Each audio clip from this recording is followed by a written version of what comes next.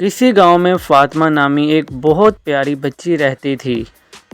ایک دن وہ اسکول سے گھر پہنچی تو اس کی امی نے کہا، بیٹا منہ ہاتھ دھو کر یونیفارم بدل لو، میں تمہارے لیے کھانا لاتی ہوں۔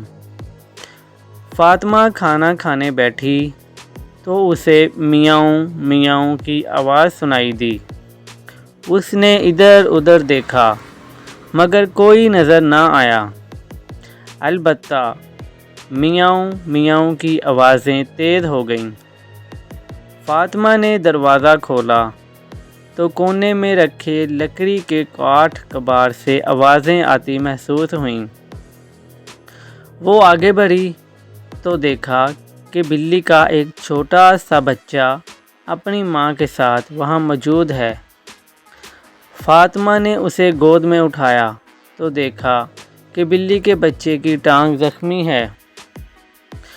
فاطمہ اندر سے دوا لائی اور بلی کے بچے کے زخم پر لگائی، پھر پیالے میں دودھ لا کر اس کے سامنے رکھ دیا اور بلی کے بچے سے کہا، تم پریشان مت ہونا، میں تمہارے ساتھ ہوں۔ اتنے میں امی نے اسے آواز دی تو فاطمہ اندر چلی گئی۔ اگلے دن فاطمہ کی امی نے صبح اسے اسکول جانے کے لیے جگایا تو وہ اٹھ کر ہاتھ منہ دھونے سے پہلے بلی کے بچے کو دیکھنے چلی گئی۔ وہ اب پہلے سے بہتر لگ رہا تھا۔ فاطمہ اسے دوا لگا کر اسکول چلی گئی۔ اسکول میں سارا دن فاطمہ اس بچے کے بارے میں سوچتی رہی۔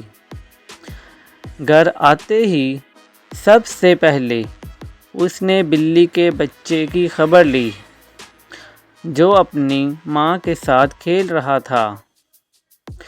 فاطمہ کو دیکھتے ہی وہ فوراً اس کے پیروں سے لپٹ گیا جیسے اس کا شکریہ ادا کر رہا ہو۔ فاطمہ نے اسے گود میں لے کر پیار کیا اور چھوڑ دیا۔ جس طرح فاطمہ نے بلی کے بچے سے ہمدردی کا سلوک کیا، ہم سب کو بھی اسی طرح انسان اور جانور سب کے ساتھ رحم دلی سے رہنا چاہیے، کیونکہ یہ بے زبان جانور بھی ہماری ہمدردی اور محبت کے مستحق ہیں۔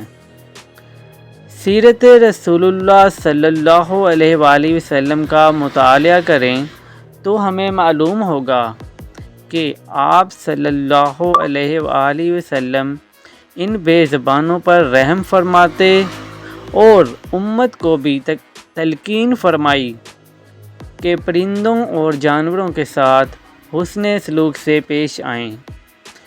مزید اچھی ویڈیوز کے لیے ہمارے چینل کو سبسکرائب کریں اور ویڈیوز کو زیادہ سے زیادہ لائک اور شیئر کریں۔